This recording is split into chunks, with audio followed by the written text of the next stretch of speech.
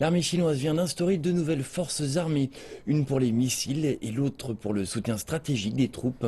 Elle vient également de mettre sur pied une nouvelle institution pour le commandement de l'armée. Il s'agit des derniers éléments participant à la refondation d'une armée chinoise plus forte et plus moderne. Dans le même temps, la commission centrale militaire du PCC vient de dévoiler les grandes lignes de la réforme militaire. Regardons plus en détail. Il s'agit d'un changement d'envergure pour la seconde force d'artillerie de Chine, la force dissuasive stratégique de l'armée populaire de libération. Elle a été officiellement renommée Force des missiles de Chine, faisant ainsi de l'APL une force commune regroupant aussi l'armée de terre, la marine et l'armée de l'air. Par ailleurs, une autre force armée pour le soutien stratégique a été formée pour insister sur l'importance de l'électronique et de l'espace dans les nouvelles stratégies militaires.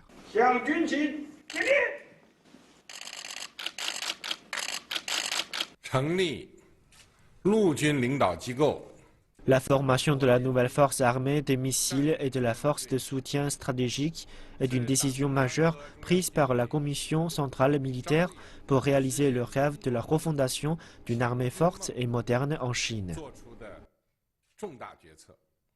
Les nouvelles forces armées créées font ainsi partie d'un ensemble de mesures qui ont été prises dans le cadre des réformes militaires actuelles.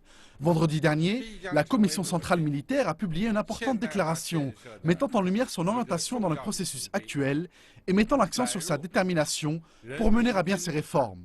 Le message qui a été délivré concerne le renforcement du commandement de l'armée grâce à la refonte complète de l'ancien système de commandement commun centré autour de l'armée de terre. Les réformes entendent ainsi améliorer les capacités générales au combat. La déclaration de la Commission centrale militaire clarifie les raisons, les différents éléments et la manière dont la réforme de l'armée sera conduite.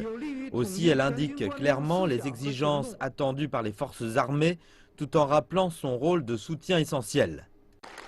Les grandes lignes des plans pour la réforme militaire avaient été annoncées au mois de novembre dernier, au moment où Xi Jinping s'était engagé à mener à bien la refonte globale avant 2020.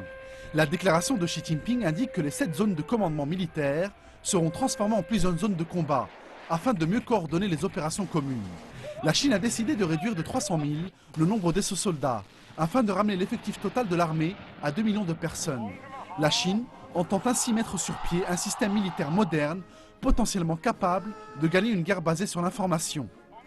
Plusieurs experts estiment que la réforme militaire chinoise représente un défi de taille pour les dirigeants actuels. La réforme globale annoncée transformera ainsi profondément l'armée et le paysage de la sécurité de la Chine.